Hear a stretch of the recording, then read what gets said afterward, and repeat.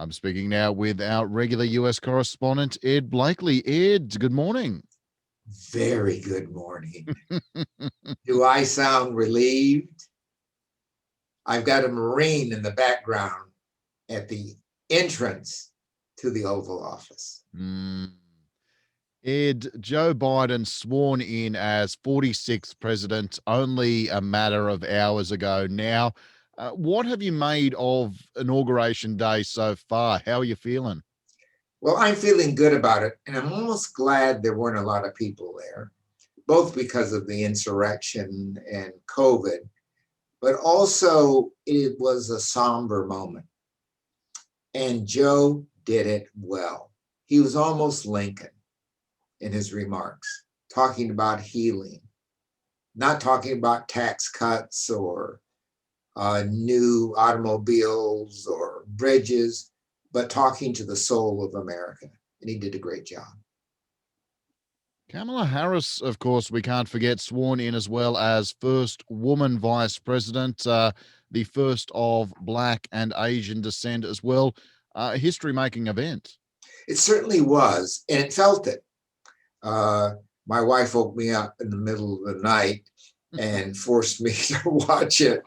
Uh, the last time she did it, it was when Prince was in Charles and Diane got married. So, yeah, this is a big moment for all of us. And just getting right into the nitty gritty right off the bat, there was talk of a potential slew of executive orders, and Biden already seems to be delivering. Within hours of inauguration, he has signed some 15 orders, including a 100-day federal mask mandate. He's repealed Donald Trump's Muslim ban and reinsured support for the Dreamers program, and also rejoined the Paris Agreement. I mean, these are things he could have spread out and milked for some good press. What do you make of this right off the bat approach and how things might continue in this vein? Well, he wanted to do these things right away because he didn't want, if he's going to have a debate, have one, not one on immigration, not another one on climate change, another one on another issues related to a gas pipe or something like that. Get it done at once so he can tackle the big issues. These things would be distractions. And he knows he has a big distraction coming, and that's the impeachment.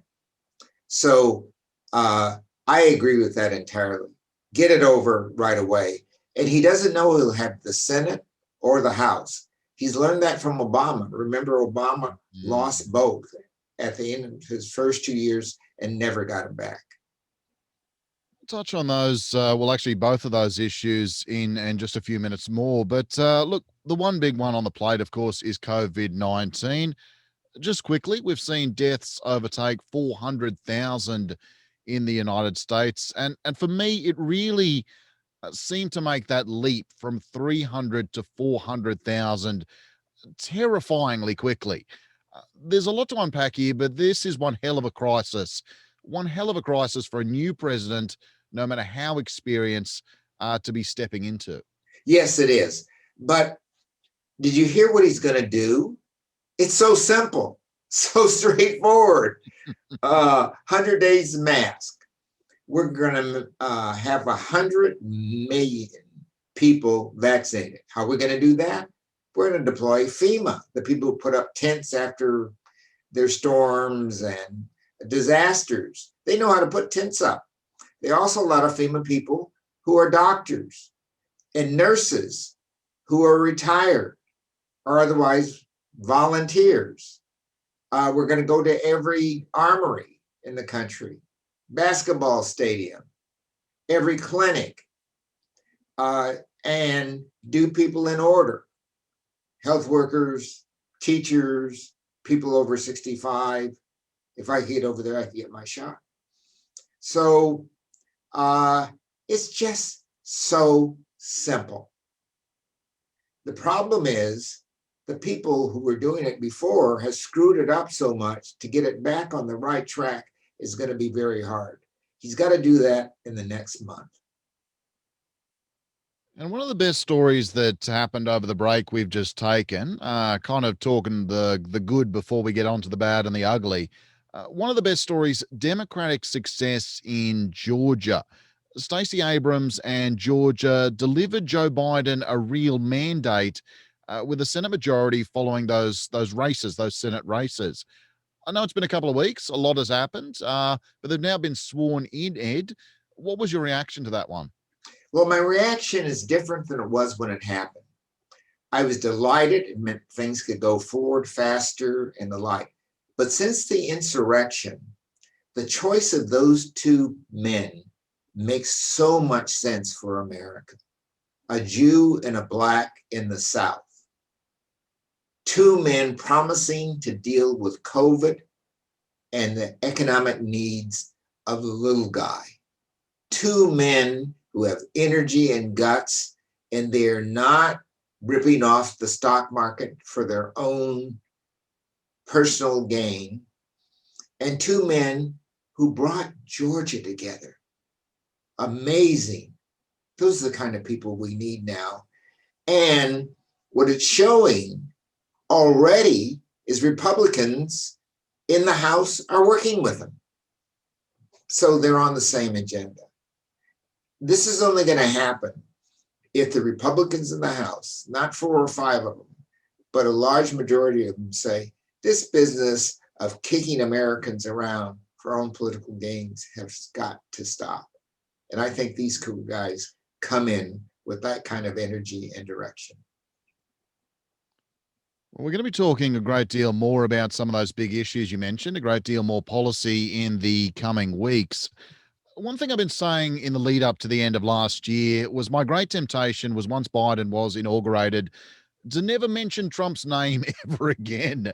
We're going to see how we do into 2021, but we do have to talk about, as you mentioned, the Trump insurrection, where on the 6th of January, in order to interrupt the official vote on Biden's presidency, Trump supporters stormed the Capitol building, some allegedly looking for politicians to capture, to hold for ransom, or even kill. Hang. Yeah. Others just looking like it was just a big joke. This was something to support their sports team or something like that. All a bit of fun they didn't expect to face any consequences for. Ed, what was your reaction to this one? I was horrified. Hmm. Uh, Trampling on the citadel of democracy, acting like it's a joke, but menacing people. 5 people died. One guard, and one guard heroically saved a bunch of senators. Hmm. They hadn't met his quick thinking. We might have had Pence and some senators killed in this insurrection. Trump is lucky he's not being taken out and being shot. This was horrific. Republicans who were going to oppose the vote for Biden, Ted Cruz and the like, some still went ahead once the situation had settled. They went ahead on opposing the vote. Some chickened out as it came up. All of this was theatre, unlike those voters who might have stormed the Capitol thinking that they were doing the right thing. These politicians knew very well Biden had been legitimately elected and chose this path anyway. What do you make of it, Ed? Well, I make a political opportunism like I had never seen before. Mm. These are people who didn't think of this. Trump thought of basic idea. They saw their political angle and they went for it. Just like, you know, an eagle for a cat. They have been vicious and ugly, thinking that they could steal the Trump supporters. And I think it may even backfire on them because it was so transparent and so lacking in honesty. Neither one of them really cited the fact that the elections were fixed or rigged. They said there were some irregularities, like the dates people voted or their signatures and things like this. And they were going to tear up the entire electoral system for this. They knew this was just an attempt to grab Trump supporters, and the Trump supporters know it too. One of the reasons this is still a concerning one going forward, and so far this is only on the level of allegations and hearsay, but there is some fear the insurrection was partially an inside job involving some politicians that are sitting in that chamber. There'll be more to come on this if true, but regardless, fears are that at least some Republican elected officials see political violence as a legitimate way now of securing their hold on power. I mean, Trumpism, fascism, it has a foothold in the United States, with some comparing the insurrection to the beer hall putsch, Adolf Hitler's first attempt at securing the leadership of Germany. I agree. Hello. Yeah, sorry, mate. Do you feel any sort of more on that one? Yeah, I agree with it. Everything you said. I think that these guys aren't thinking about destroying the nation. They're thinking of their own political careers, and they don't think Trump will be the next president. They are riding on Trump's back, and it's not a back to ride on. They have lost the way, and look how quickly it's proving to be. Hawley is now persona non grata in his own state. Cruz is not cruising in Texas. Even his own Senate partner has said nasty things about him. He can't get a voice anyplace in Texas. He's spending most of his time now in Florida. Cruz and Hawley may be dead in the political ditch. Of course, one consequence we've seen is the second impeachment of Trump, making him the first president in US history to be impeached twice. He's now out of the White House regardless, but what's the significance of this one going forward? Well, the second impeachment was an action that was taken quickly, maybe even too hastily, to give Trump a lesson that would stick. And I must think that they felt that if we don't catch this guy and dispatch him right away, public tempers will cool, and his immorality and disasters of this insurrection, he would escape clean. And the only vehicle they had was to impeach him. Now, this is a perfect impeachable offense. The earlier one, a telephone call, this and that, maybe, maybe not. But this one had to be done. And if Nancy knew this was going to occur, she never would have done the first one. But had it happened, she had to do it. Trump, into the final hours, had to be talked out of pardoning himself or his family, according to reports. Apart from impeachment, how else might we see Trump punished or prosecuted in coming months? Well, there is still something that hangs over his head.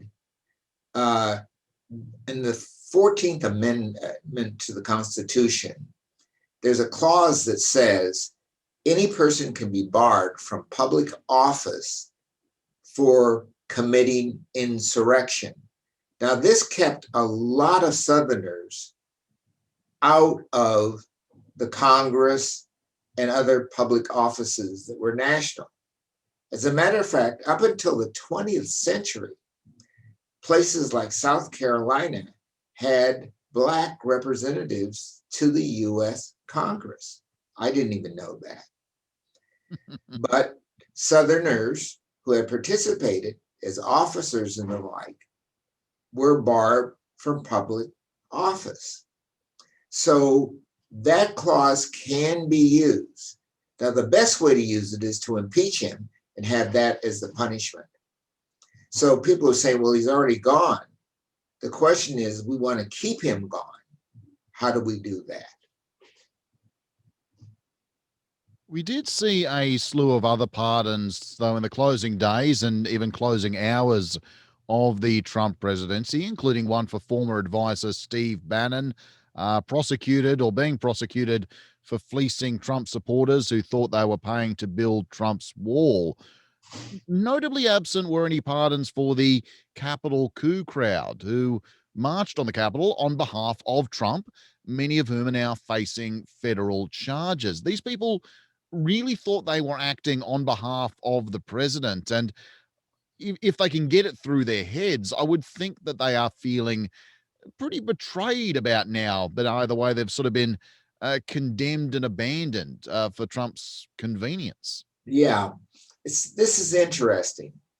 If he pardons one of them, that's admitting his own guilt, isn't it? So he stayed away from that. And he knows their sentences will not be that bad, except for those who might be involved in injuring someone.